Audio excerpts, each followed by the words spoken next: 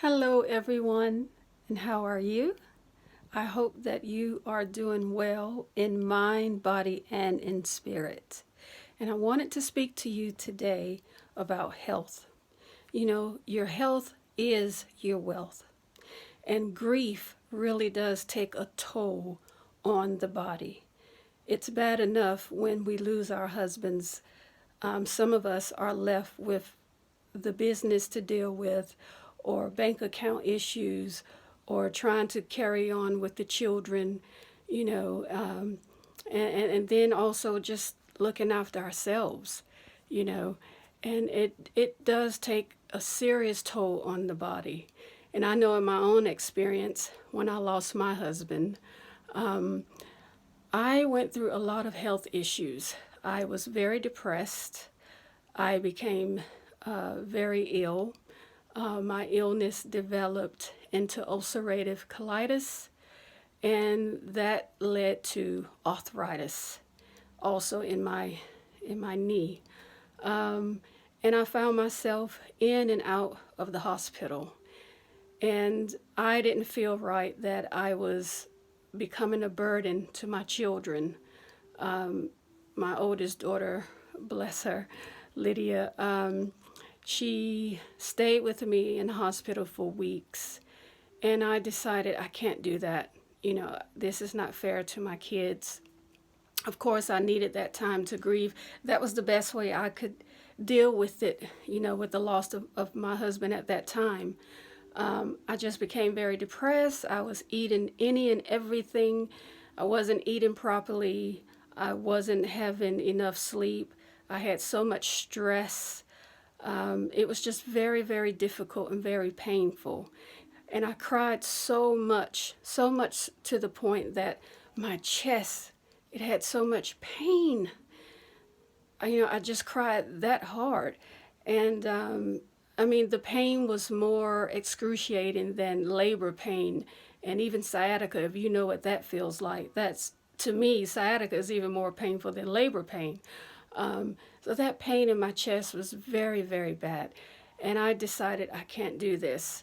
And I know I always decided I was not going to be a person to, decide to just stay in bed, where my kids would have to pull me out of bed and come on, mom, get yourself dressed and come on, eat, mom.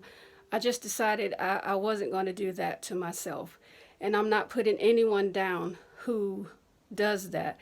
If you find yourself that you cannot get out of bed and you cannot eat and you cannot get yourself dressed, please, please seek help. Seek professional help, because that could really end up going down a downward spiral that can become very dangerous. Um, I put on so much weight, and I'm still fighting, to get this weight off.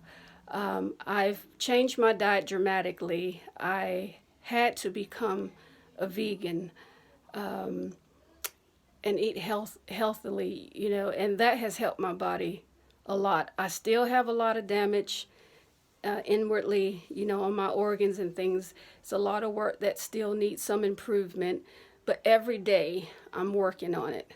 I'm fighting it every day. I drink about 2 liters of water.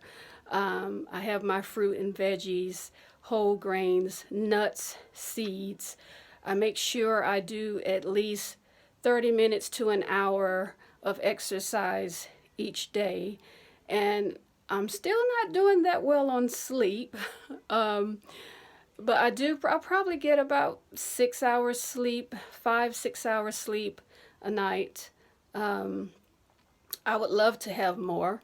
My body is like an automatic alarm. It's so used to just waking up early.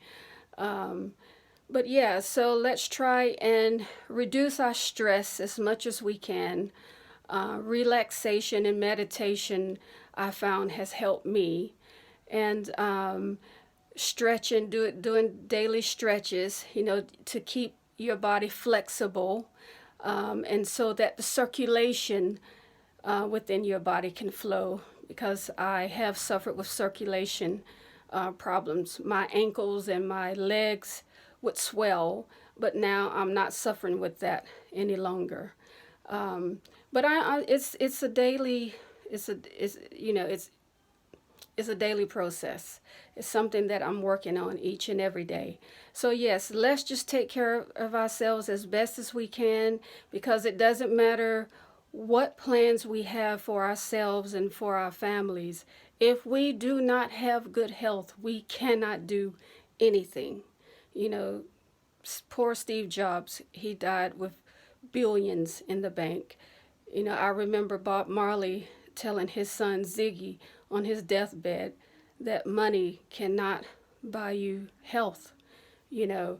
So doesn't matter our plans, if we don't work on ourselves and take care of our health, we will not be around to see any of those plans come to fruition. So here's the good health, everyone. Take care, be blessed, make it a great day. This is your new life and your journey.